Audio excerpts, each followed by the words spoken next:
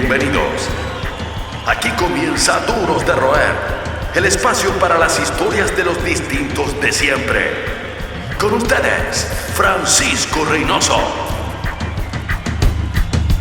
El invitado de hoy es una especie de canciller del sonido nacional en el mundo. Conferencista, facilitador, baterista, realizador audiovisual, fundador del sello discos Río Bueno, precursor de la Vuelta del Vinilo en Chile, manager de los Jaivas y presidente y fundador de IMI Chile, gremio que reúne a los artistas independientes de Chile. Ha sido además una pieza fundamental a la hora de exportar nuestra imagen musical al exterior, pero ante todo fanático del rock y el metal, gracias a un padre viajero y a un monitor de catequesis. Es un honor dar la bienvenida a esta edición de Duros de Roer al señor Oliver Nust, un distinto de siempre.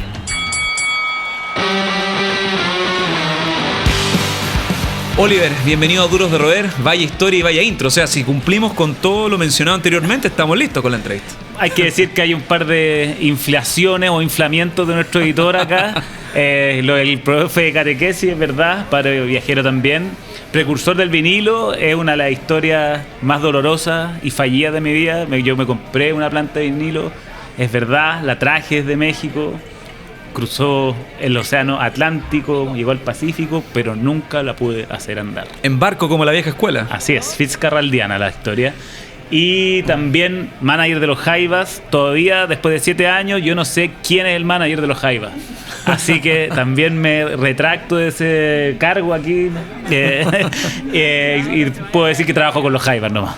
Fuera de todo lo que has logrado actualmente en este siglo, en tu rol multitasking dedicado a la industria de la música, desarrollar la industria de la música en Chile, vamos por el principio. Entiendo que por el oficio de tu papá, por la profesión de tu papá, tú te convertiste en el colegio en una suerte de aduana rockera. ¿Es posible definirlo de esa forma?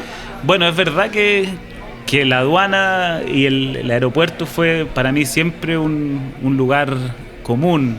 Siempre iba a buscar a mi papá, con mi mamá al aeropuerto al principio. Y luego ya los viajes se tornaron cada vez más frecuentes, y en la época del boom del CD, donde acá era realmente caro acceder a un CD, mi papá viajaba 2, 3 veces o 4 veces al año a Europa, y por viáticos abultados o ansiedades varias, quién sabe qué, llegaba con los 10 primeros lugares de las listas de discos en esa época. Yo te diría desde el 87 hasta el 95 por ahí, llegaban discos aleatoriamente elegidos, misceláneos totalmente. Yo me acuerdo desde el hit ahí Don't Worry Be Happy de Bobby McFerrin hasta discos de Poison o de Bon Jovi, los primeros, cosas que están en esa época en los primeros lugares, pero que al tiro empezaron a llamar la atención mía por una rebeldía tal vez, y por las guitarras o la actitud más rockera. Entonces bueno, se empezó a juntar mucho CD en la casa, algunos se escuchaban, algunos no, pero yo empecé a armar mi propia colección por lo que empezaba a llegar, y luego cuando ya fui más grande empecé a darme cuenta que le podía encargar con nombre y apellido los discos que yo quería. Hay un momento clave en tu desarrollo cuando uno encuentra su norte, su propósito, los gustos, el carácter, y que tiene dos buenos factores, dos buenos ingredientes en cierta medida. El integrante número 1, un profesor de catequesis, y también Metallica, la época antigua de la banda, en específico el Master of Puppets. O sea, podríamos decir que la doctrina cristiana claro, te salvó del rock de peluquería, del glam rock en cierta medida, ¿no? Así es. Yo era súper chico y de Brasil mi papá había traído 2 cassettes. Uno fue el Appetite for Destruction y otro era el Look What the Cat Drake In, algo así, el primero de Poison, que fue muy poco conocido, que era un cassette horrible de Poison, así que ya parecían unas tigresas del oriente en realidad, maquillados. Y bueno, eso fue mi primer alcance, y yo andaba con el Appetite for Destruction con la carátula censurada de Chile, dando vuelta en el colegio, y este monitor de catequesis, que para mí era un barbón grande, todo un señor, era en realidad un tipo de cuarto medio de mi colegio que está haciendo voluntariado ahí para los niños, para enreliarlos en el buen camino, digamos. Y yo le muestro el cassette y el tipo me dice: oh, increíble, esta portada no está acá. Empieza a comentar y me habla de una banda que a él le gustaba, que se llamaba Metallica, y que era como el paso siguiente al rock que estábamos escuchando. Y yo me quedo solamente con el nombre. Yo me acuerdo de la sensación de fierro, de metal, y me acordé, me quedó grabado. Y cuando mi papá le tocó el viaje siguiente, yo solo le dije, pucha, si encontráis algo de Metallica. Y pasó el tiempo y llegó mi papá, yo me acuerdo todavía, con los CDs que venían en un cartón largo. No sé si alguno alcanzó a conocer ese formato, que era esencialmente para que no se los robaran, y que yo lo vi y era una cuestión totalmente ya radical, donde salían las cruces de un cementerio para atrás con unas manos con todos los hilos manipulando, digamos, a las personas muertas. Y me acuerdo de poner el disco y que empieza esta introducción de guitarra clásica para terminar en un beat de batería totalmente acelerado, nada que ver con lo que había escuchado antes. Y yo al principio, de hecho, me costó digerir Battery, que era la primera, y empecé a escuchar otros temas. Y le llevé el CD a este compadre a la clase, después, que me acuerdo que eran clases que duraban después del colegio, de las 3:30 para adelante. Y el tipo se urge y dice, ¿qué estás haciendo con esta cuestión tú en clase de catequesis? Porque él tenía el cassette grabado, ¿cachai? Nunca había visto el CD ni mucho menos, y la portada era una cuestión escandalizante para un colegio como el mío. Así que fue gracias a él que yo traje el Master of Puppets a mi curso, y no solo a eso, a mi colegio. El cassette se empezó a grabar por todos lados, se expandió, y yo me aproveché de cachar, obviamente, Elektra, Vértigo, lo leí y empecé a cachar que habían esos sellos, y empecé a pedir más cada vez que mi papá viajaba de nuevo. Y bueno, y en un tiempo ya tenía desde el Kill Em All hasta el Unjustice. Vaya época, ¿no? Increíble, imagínate. Y eso yo me acuerdo de ya estar terminando sexto básico un año después. Y yo ya tenía la colección de Metallica hasta esa época, y en mi colegio se había armado una armada de metaleros gracias a todo esto, y yo, bueno, y tenía otros compañeros un mini Chiller Horseman, un poco así, y bueno, un poco mezclado también con la cultura del skate de esa época. Yo tenía otros compañeros que los papás viajaban a Buenos Aires y traían la revista Thrasher, entonces se armó toda una dinámica en torno a esa cultura bien ochentera, noventera de esa época. Ya hablábamos de los estímulos del skate, los estímulos de Metallica, la época con Cliff Burton, la época de Metallica previa al Black Album, pero hay un momento medio epifánico que ocurre, no sé si en quinto o sexto básico, y que también marcó a toda una generación, que es el primer concierto de Bon Jovi en un año que también entiendo, dentro de tu historia personal, fue una temporada como fundamental para tu seña de identidad, ¿no? El primer concierto de Bon Jovi, que debe haber sido el del 90. Exacto, fue el mismo año que pasó todo esto, y esto en términos más personales y hogareños, fue el año que se separan mis papás más encima. Entonces en ese verano yo todavía creo que mi mamá me llevó a ese concierto como para darme un poco de apoyo y para hacer algo que era muy complicado para ella, pero que para mí debe haber sido importante y gratificador en un momento súper difícil. Entonces yo me refugié mucho en la música, yo también creo por este tema, por la separación de mis papás. Ya escuchaba mucho música, yo me acuerdo de que dormía con la radio prendida incluso, ya sabiendo que mi papá no estaba ahí en la casa, ¿cachai? Y mi mamá se la jugó, me llevó, me pagó la entrada a Pacífico, me acuerdo que era un tremendo sacrificio, y para mí fue una cuestión que la tengo grabada hasta ahora, cuando sale Bon Jovi con los fuegos artificiales y la apertura. Bon Jovi en su pick total. Total, o sea, el New Jersey rompiéndola con todo, y empieza con Lay Your Hands on Me, con el estadio gritando entero, o sea, grabado hasta ahora, y yo era realmente chico. Y bueno, y ahí vi también, en un momento donde la música en vivo estaba volviendo a Chile después de Rod Stewart, UB40, llegó Bon Jovi, y había un fervor, una emoción en el Estadio Nacional, como si fuera a acabar el mundo. Y yo chico viendo esto, también yo creo que fue un momento que me marcó muchísimo. Además de chico, también de una forma indirecta tuviste cierto vínculo con el negocio de la música. Entiendo que eres familiar de Antonio Restucci, que es fue colaborador de larga data, parte de la historia de los tres, y ya no sé si la enseñanza básica, en qué momento exacto, si fue también que coincidía o con la separación de tus papás o a comienzos de los 90, ya tenías un acceso como al backstage de una banda que estaba, como comillas, haciéndola ya, ¿no? En esa época. Claro, o sea, mi primo Samuel Restucci, que es director de un video emblemático el de los cigarritos, de los tres, él es mi primo más cercano en términos de edad. Tiene un año más que yo, entonces en la época peluzona de los 15 años andábamos todo el día de arriba para abajo en bicicleta, tirando fuegos artificiales, haciendo maldades. Y cuando ya empezamos esto ya era cerca de octavo, te diría, los papás de él también estaban separados, entonces andábamos callejeando bastante, Y en la época de Se remata el siglo, de los tres, me acuerdo que empezamos a ir a los conciertos y nos dejaban, imagínate esa edad, entrar a la batuta porque no Había slam en los conciertos de los tres. Puta, a mí me llegó un combo en el hocico. De hecho, Álvaro se friqueaba. Sí, cuando no sabes qué desperdicio tengo en el alma, la gente como que se golpeaba y paraba el concierto. Sí, pues, no le hallaba sentido. Puta, nada que... Bueno, era el riff más pesado que han hecho los tres en todo caso, pero claro, para Álvaro debe haber sido una cuestión incomprensible, y para mí era, puta, con mi primo era un escape increíble, y éramos unos pendejos en un mundo que para ellos ya era como vertiginoso en esa época. Para nosotros era meternos en un mundo totalmente atractivo, y bueno, ahí estuvimos dando vueltas hasta que ya mi mamá, yo me acuerdo que se empezó a dar cuenta en la que andábamos y empezó a fijarse un poquito más en los horarios y no dejarme irme a dormir tanto a la casa de mi primo Samuel.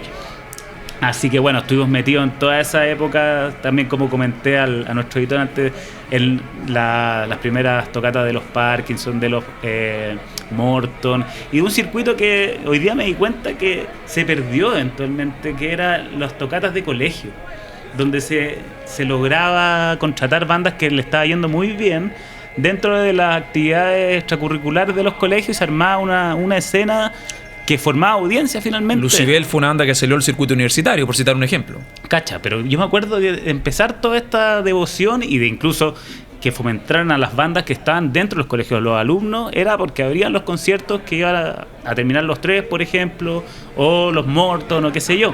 San Pedro Nolasco, me acuerdo. Bueno, Festival Alcántara puede ser el único que quede, pero había un semillero que era importante en esa época de los colegios. Son los que mantienen encendida la llama del rock. Seguimos conversando con los duros de roer.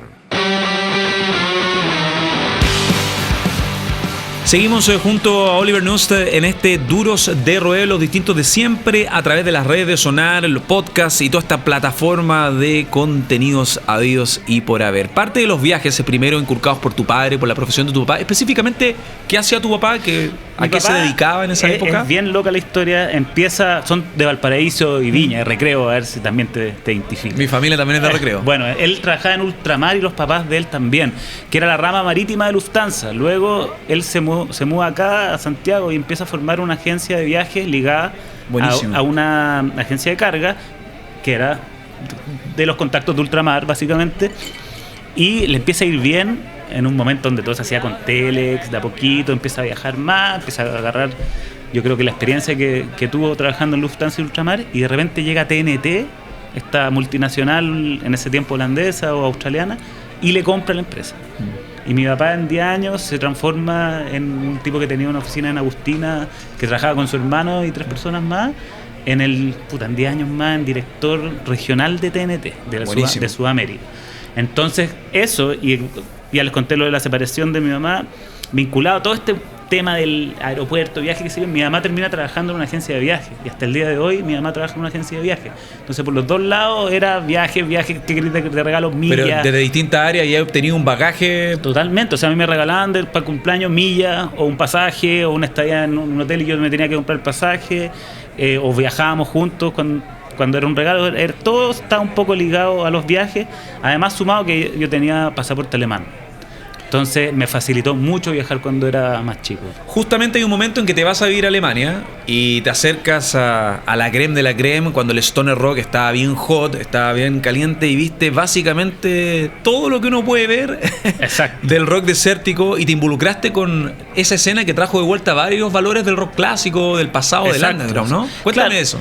Bueno, yo cuando ya estaba en tercero o cuarto medio ya bajé un poco el turbo del metal, digamos, y empecé a escuchar mucho más música, y el rock más como cadencioso, marihuanero, psicodélico, me empezó a gustar mucho, y también fue por una coincidencia de un viaje donde yo escuché Demon Cleaner de Caius de pasada una vez y me acordé del nombre.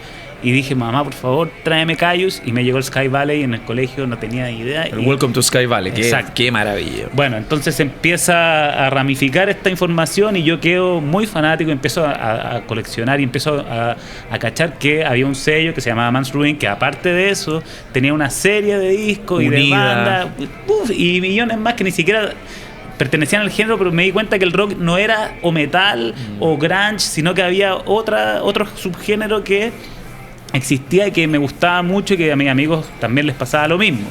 Entonces, bueno, me cuadré un poco con el presupuesto universitario que yo tenía 19 años para 20 cuando me fui a Alemania, y cada vez que podía viajaba principalmente a Frankfurt, que en tren era un pasaje re barato y me demoraba 1 hora, y logré ver a Queens of the Stone Age en sus primeros conciertos, después de la separación de Kyuss, a Fu Manchu, al mismo Björn Björk, y cosas más raras como Alabama Thunder Pussy, los Masters of Reality.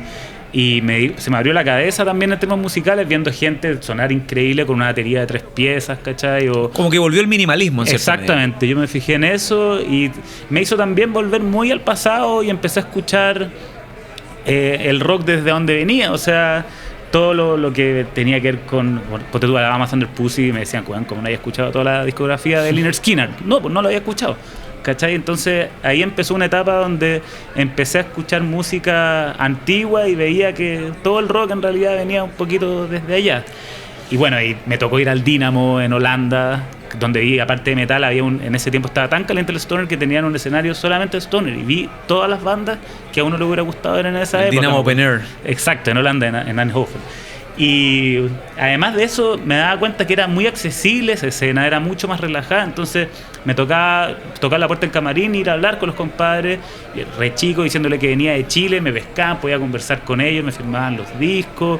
Entonces me metí en una escena donde y todavía me acuerdo que incluso alcancé a mandar cartas con algunos stickers que compraba a mis amigos, diciéndole, cacha, bueno, estuve con estos locos, me regalaron estas weás, ¿cachai? Mira, aquí un par de stickers de Mans Ruin, me acuerdo que llegaron para acá. Y los samplers, que era típico, ¿no? Los samplers en CD con compilados de banda. Exacto, sí. Todas esas cuestiones también, bueno, algunos los regalaban, algunos había que comprarlos, me acuerdo también, pero ahí empecé a cachar también crossover de que Kyuss, no sé, pues, tenía afinidad en unos compilados con Napalm Death, ponte tú.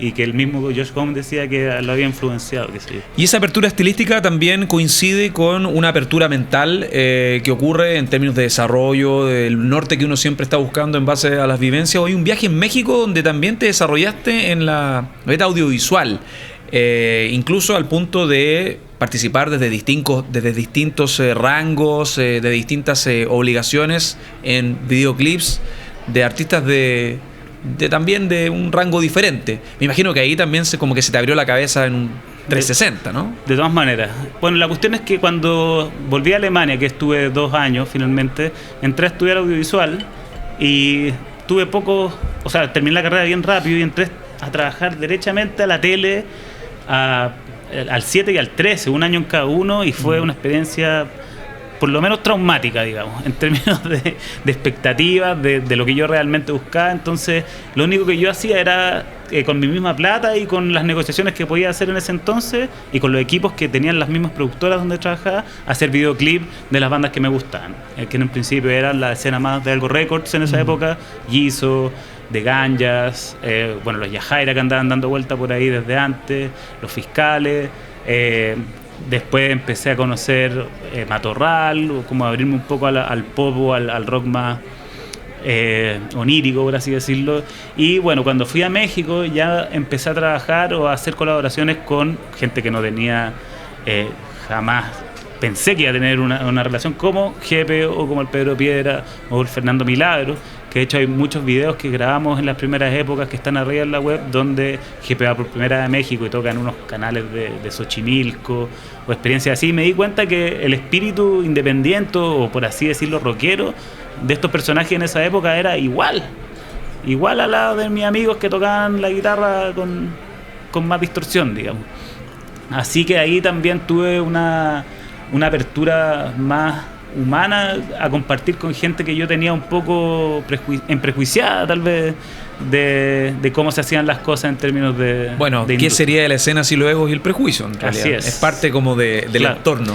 Y también, claro, tiene que ver, como decías tú antes, con las etapas de la vida. Entonces, bueno, en México estuve también como 2 años, un poquito más, y cuando ya volví, yo había decidido que no iba a trabajar más en audiovisual, y volví junto con Pedro Piedra. Nos volvimos en la misma época, al mismo medio, y dijimos ya, con el disco ya el primero del Pedro hecho, sacado, vamos a trabajar este disco. Y dentro de la misma empezamos con Fernando Milagro, después entró Astro, y bueno, todos los amigos rockeros seguían ahí en la espalda, y ahí empezó esta pequeña agencia que formamos de booking con el Rodrigo Santi, que es su cabeza, que se llama Armónica.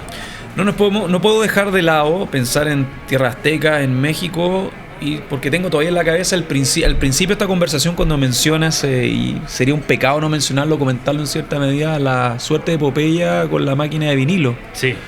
¿Podríais contarle a la gente y contarnos también acerca de ese desenlace, la iniciativa que era súper noble de revitalizar la industria del vinilo y que tiene un final que nadie esperaba, me imagino? Bueno, yo dentro del tiempo que estuve viviendo ahí, los últimos meses caché que empezó a funcionar una replicadora de vinilos en Ciudad de México, y con una banda de Valdivia de esa época que se llamaba Pituquitos, que estaba Iván Molina metido, de Concepción, de Emociones Clandestinas, y otra gente.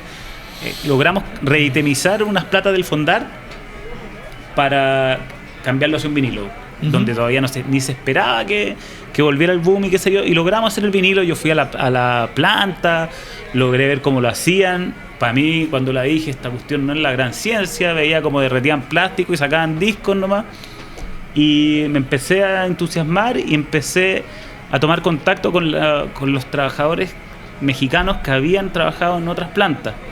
Gente súper humilde, que no había mail, nada, los tenía que llamar por teléfono y me daban datos por aquí y por allá, hasta que encontramos una persona en Morelia, que es lo más cercano al viejo oeste que yo he visto en mi vida, y postulamos a un fondar con un compañero de colegio de toda la vida, de hecho, ingeniero eléctrico de la Chile, una cuestión que no tenía ninguna relación con la música en realidad, y lo ganamos. Y tuvimos que nosotros poner harta más plata para ir a comprarlo, y negociamos con una señora que tenía un galpón con impresoras o imprenta, una Heidelberg gigante, y 4 prensas de vinilo con una cantidad de chatarra y fierros ahí metida, y le dijimos, ya señora, le compramos todo. Y la señora nos dio un precio, y nosotros le dijimos, puta, no tenemos eso, tenemos esto. Bueno, llévense todo. Y cuento corto, trajimos un camión, o sea, muy corto para hacérselo, con un container. El container fue al puerto de Manzanillo en Guanajuato, en Veracruz. Después llegó a San Antonio, y de repente teníamos 8 toneladas de fierro acá en Santiago, y de fierro no muy a buen traer. Y empezamos a ver cómo lo íbamos a armar, y ahí empezamos a darnos cuenta de que la cosa no era tan fácil. Y realmente cuando nos decidimos a desistir del proyecto fue que contratamos una constructora de ingenieros civiles, donde nos dijeron que el flujo de vinilos que teníamos que tener acá en Chile para que la fábrica o la planta se sustentara era algo que ni con todas las reediciones que podíamos ver en los primeros 5 años, que es donde hubiese habido un boom, iban a dar abasto para tener a 4 plantas manuales, que eso es un tema, que eran manuales, no eran automatizadas. Podían pagarnos a nosotros el sueldo y no estar subvencionado por el Estado, que ya a la subvención la habíamos perdido ya. Entonces, hasta el día de hoy, les cuento que está el container en un lugar de acá de Santiago, y bueno, tenemos ganas de por lo menos terminar el proyecto con otra gente que está haciendo un proyecto de vinilo acá, pero mi amigo trabaja en energía renovable en Ovalle, bueno, y en Concón. Yo ya estoy totalmente ligado fue un golpe duro. Todavía nos duele, te diría, hablar del tema es duro, y lo evito, pero es parte del proceso, donde yo me acuerdo el momento cuando me decidí, después de pelear años, 2-3 años de darle vuelta, y decirle, pero ¿cómo no se va a poder? Bueno, todo el mundo quiere hacer disco de vinilo, y en el momento dije, no, esto realmente no se puede. Durante mucho tiempo te convertiste también, pasando a otra área que también te tiene dentro de tus múltiples actividades, te convertiste de un momento a otro como en el hombre fuerte o en un pilar, tras la infraestructura, la gira, la rutina de los Jaivas.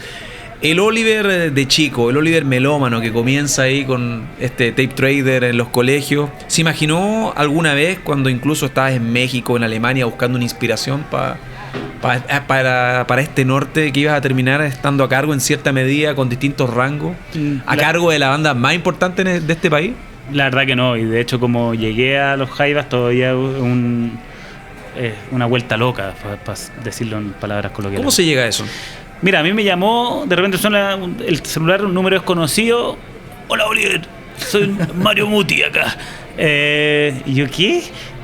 Sí, aquí, oye, tengo problemas para sacar las visas a Estados Unidos. Como 3 veces hemos tratado de ir y no resulte la cuestión. Lo imagino todo.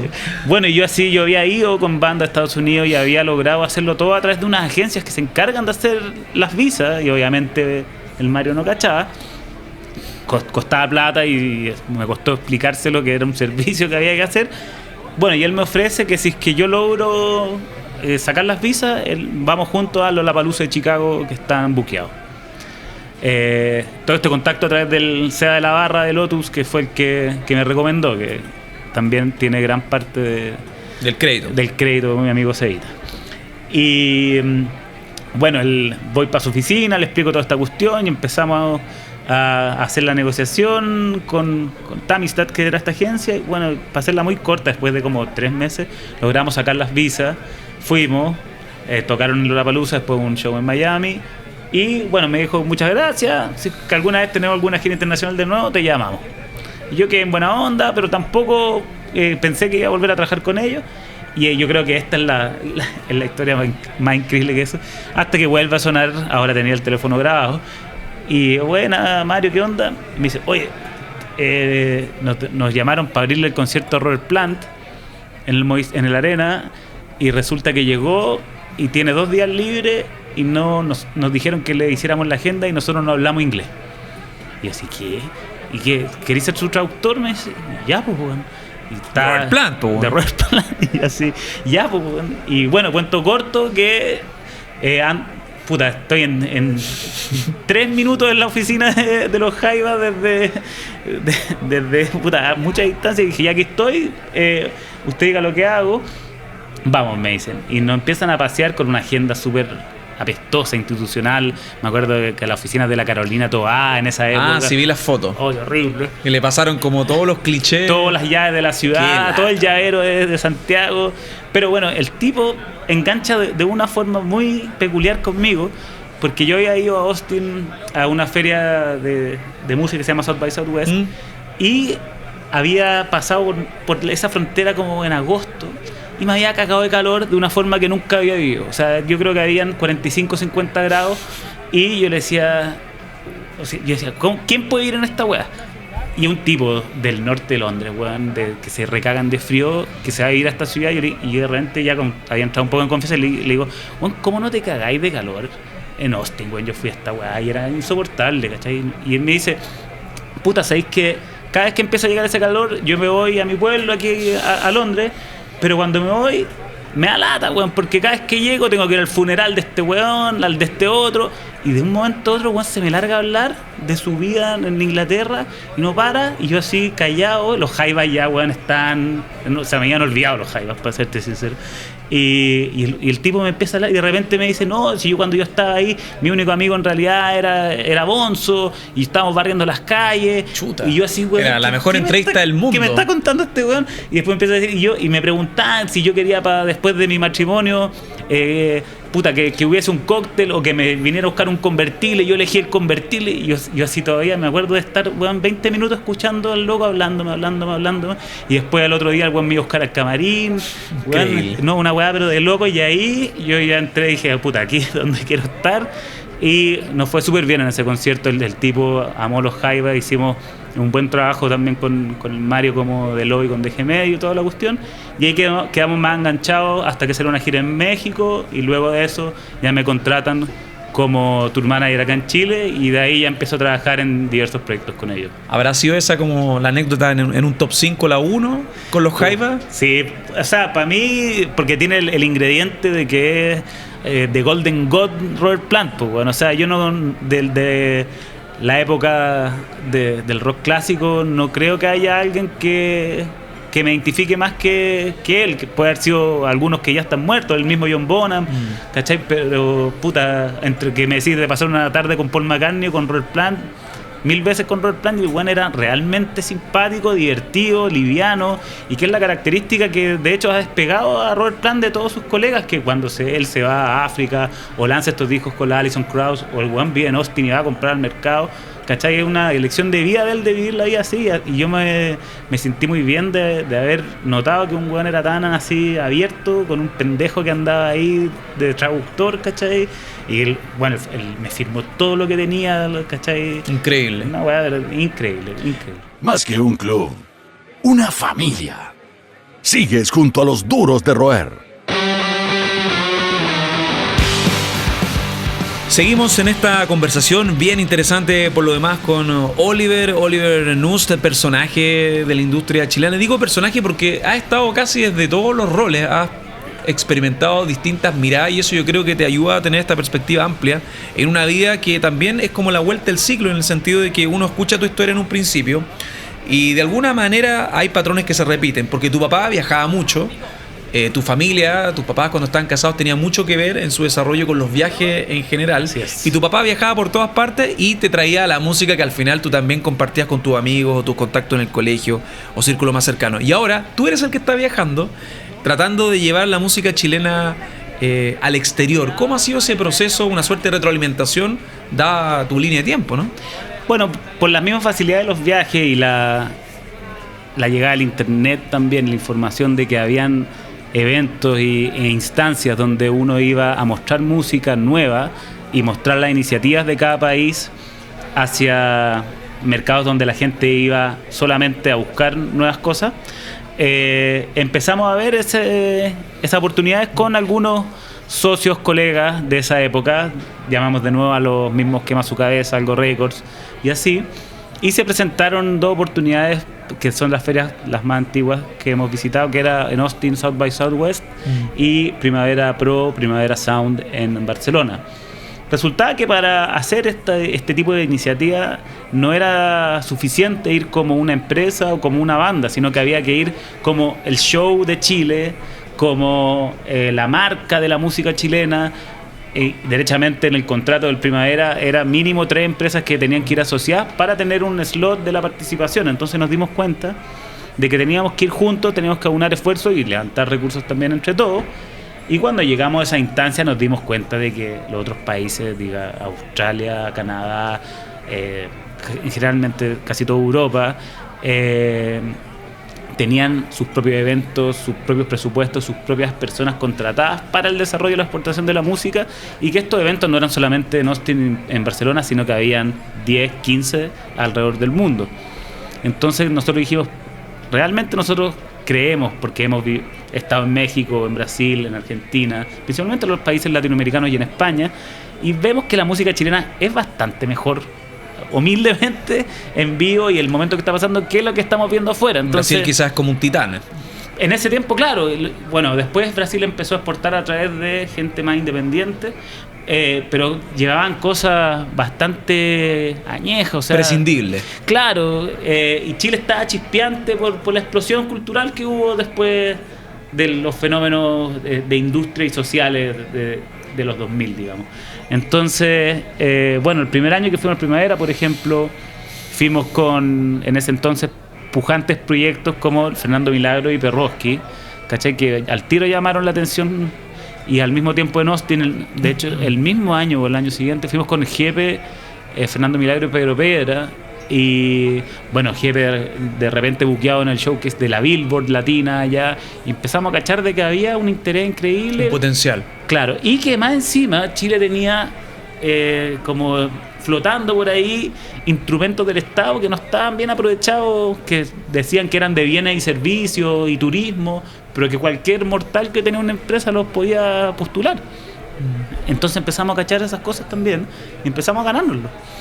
Y así empezó la estrategia de exportación de la música chilena, y vamos para el 10º año en el Primavera, y ya tenemos por lo menos 7 eventos distintos que tenemos presencia alrededor del mundo. Y bueno, y ahí empezó la conversación en torno a la asociatividad, que dio pie a que se formara el gremio finalmente, que había un objetivo común, que era viajar, que era la exportación, que vaya que a todos les gusta, y que después también nos empezamos a dar cuenta que a un país como Chile, que tiene estas fronteras naturales y que está realmente aislado y que no tiene una buena forma de turear dentro del mismo país, era una de las únicas formas de poder seguir manteniéndose sobre todo en la estacionalidad del invierno y qué sé yo, para la gente que quiere vivir solo de la música, ¿cachai? Hay que salir, y sobre todo se reafirma con la distribución digital que la única forma que te empieza a escuchar gente es hacer campaña afuera. Así que ahí empieza el tema de la exportación, que ahora está terminando quizás en el proceso de la marca sectorial. Y con todo este bagaje adquirido en los últimos años y todo este tiempo también exportando la música chilena en España, en Brasil, Europa, también hay experiencias en Asia que encuentro alucinante, con otras iniciativas que tienen que ver con la cultura de una mirada más amplia. ¿Cómo crees que son percibidos actualmente los músicos chilenos? Si hay dos miradas, ¿cómo son percibidos desde la mirada del potencial artístico y también desde la infra y la mirada profesional? ¿Son vistos los músicos chilenos como rigurosos en términos profesionales? Mira, hay atributos de industria que son súper marcados y que tiene Chile a nivel de país en general, que para ser un país sudamericano es el más confiable. Perfecto. Entonces, en términos para hacer negocios, el Lollapalooza, por ejemplo, se instala acá como primer festival multinacional en Chile, que no es casualidad que se instalen acá, y luego cuando hacen negocios para salir para afuera es lo mismo. Entonces hay una confiabilidad y una mirada como que los chilenos, y por su idiosincrasia y por estar aquí en un país frío y son más retraídos, son más serios. Y por otro lado está el tema de que no les malo, o sea, que en principio se identifica como una desventaja, es que no se le asocia a un territorio en particular la música que se escucha, como la samba, como el tango, y extrapolado tal vez a Colombia, que con su música nueva como Bomba Estéreo igual se le puede asociar. Igual Colombia, convengamos, yo también he estado en Colombia en feria y el apoyo del gobierno es mayor. El gobierno, sí, o sea, hay unos festivales a otro gratuitos. nivel, sí, a todo el rato, pero siempre apoyando ya para la salida para Miami, para la Major, ¿cachai? Para lograr otros Juanes, para lograr otra Shakira. Bueno, pero entonces eso al principio lo vimos como una debilidad, pero por otro lado, aquí te pongo un ejemplo más concreto, es por donde se decide poner a Fluvial, que es nuestra propia feria de exportación, en Valdivia, donde queremos decir, compadre, Chile, para los que no cachan que Sudamérica es bien grande, es un país frío, las estaciones son marcadas, la gente es tímida, ¿cachai? Es retraída, no andan bailando ni andan conversando en las filas o en las micros con nadie. Y por eso la música de alguna forma se puede identificar como así. Los géneros que ha desarrollado Chile, que son exportables, digamos, ahora desde el mundo independiente, son la Javiera Mena, el Jepe, podríamos decir que la Francisca Valenzuela o la Anita Tijoux. No vemos nada que se pueda llevar a un sentimiento caliente latinoamericano, ¿cachai? Entonces, desde ese mismo punto de vista, cuando nosotros vimos eso como una desventaja, también lo vimos como, no, esta weá hay que potenciarla en realidad. Hay que saber decirte que Chile es especial por eso, ¿cachai? Y que estas fronteras fitosanitarias del Pacífico y los Andes realmente lo que hacen es una incubación cultural que se le tiene que dar visibilidad nomás.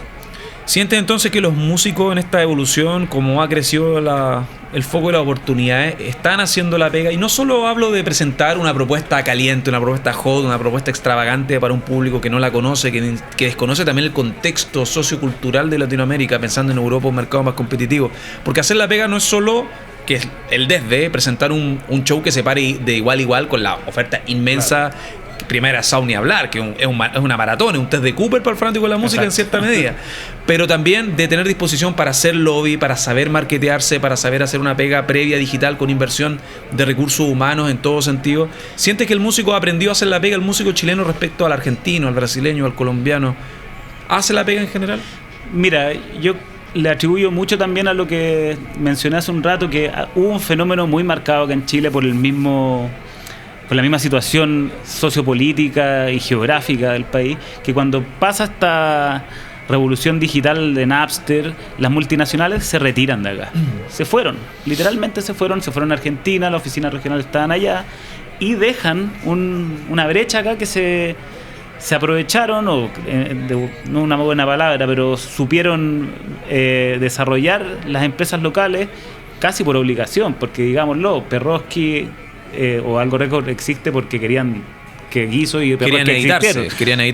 Claro, Congelador quería editarse, existió Quema su cabeza y sus amigos, y así empezó la cosa, pero hubo un tiempo que no es menor, que son casi 10 años, donde tuvieron terreno para desarrollar a un artista que empezó a sacar 1, 2, 3, 4, 5 discos, y empezaron todos a ser mejor uno que el otro, ¿cachai? Entonces hubo una oportunidad de que se desarrollara una industria local y que ahora estén detrás de los proyectos que están saliendo y que saben de que hay una inversión que hay que sostener para poder salir, que la primera vez que haya a salir vaya a perder plata y que la primera vez no van a ser las condiciones que uno quiere, pero la segunda vez sí, y que va a estar acá tratando de tocar 3 veces al mes durante un año corrido es imposible, entonces tenéis que proyectarte para afuera. Se hizo, yendo para atrás, un ecosistema y un know-how de cómo tenía que operar la industria independiente de acá. Aquí nadie le enseñó a nadie cómo hacerlo, ¿cachai?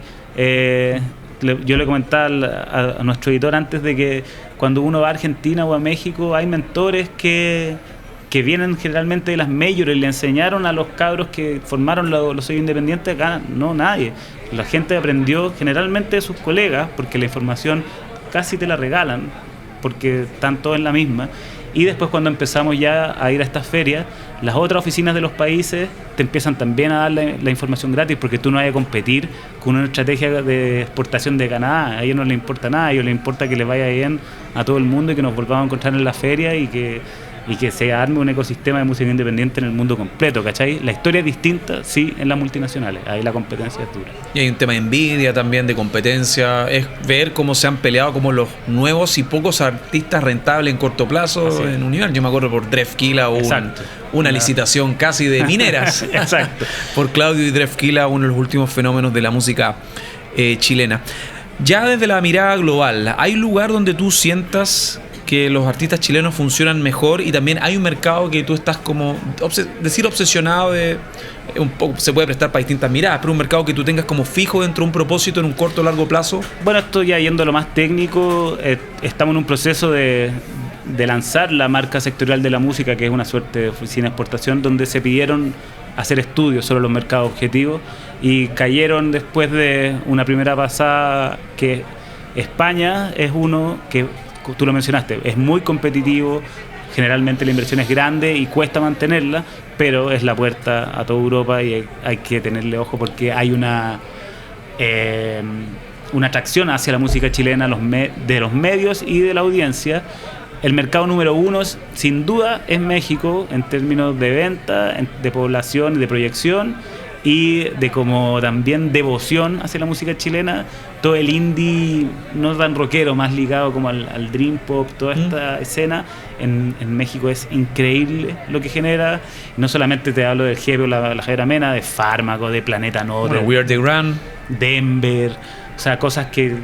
Hace Falso, hay un culto con Hace Falso. Hace Falso, pero llena lugares de 800.000 personas en varias ciudades que no son el DF. Ese sin duda es, y todo el mundo lo sabe, digamos, y lo estamos trabajando súper bien. Estamos teniendo presencia en festivales, además de los buqueos de las bandas, con todas estas actividades chilenas donde se regala vino, empanadas, y se hace el lobby. Por ejemplo, cuando Chile era invitado, era como el país de la feria, el libro Guadalajara. Bueno, nosotros con la música esperamos hacer lo mismo. La marca sectorial básicamente es lo que es Cinema Chile en el cine. Sí. El libro tuvo la suya, pero país donde apuntamos, donde se pueden bajar presupuestos más grandes y donde se puede lobbyar con esta feria, con estos países de manera agrupada para tener presencia más importante, ¿cachai? Bueno, y el tercero es más a nivel de prospección, que es Perú. Perú es... Que también ha crecido económicamente, en interés. Perú ve a Chile en la industria independiente como una cuestión increíble, un fenómeno, un caso de estudio. Es súper interesante como ellos ven a un país con una industria tan chiquitita que sea un referente para ellos. Tal vez por lo mismo, porque ellos están en una etapa que quizás vieron a Chile como hace 15 años atrás. Y bueno, además que es el país donde Chile exporta más servicios, que es el término técnico de lo que es la facturación de la música para ProChile. Nosotros lo tenemos claro, quedó claro en la introducción, pero tú, Oliver, ¿te consideras un duro de roer? Puta, a mí la verdad que esta es una idea que jamás Me imaginé que iba a perseguir y finalmente yo no sé cómo ni en qué momento se me puso delante una obsesión por aglutinar a la gente y llevarla para afuera, que imagínate sin recursos en un principio lo que significaba costos personales, económicos, de salud, somatizando tiempo. todo. Pero finalmente sí, de hecho me acuerdo que la historia más característica de esto fue en este Rock al Parque del 2005, que fuimos con Guiso y Ganjas, que nosotros llegamos en un vuelo como 12 horas después y sin tener ninguna credencial, absolutamente nada, atravesamos todos los controles de un festival gratuito, uno de los más duros de Sudamérica. El Parque Simón Bolívar. Exacto. Estaba ahí también. Llegamos Una y locura. llegamos al camarín sorteando todas las filas, todo, y llegamos. Y los gañas nos dijeron, bueno, ¿cómo entraron a esta weá? Si eran controles militares, sin wear. Sí. Y ahí para ese turno pusieron Impossible is Nothing, que era una campaña de Adidas de esa época. Entonces, claro, se refleja un poco en eso, que había una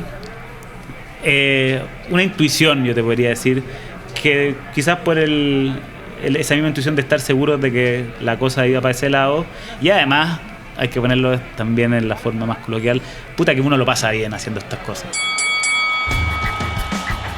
Esto fue Duros de Roer Podcast, el club de los distintos de siempre. El último apaga la luz. Hasta la próxima.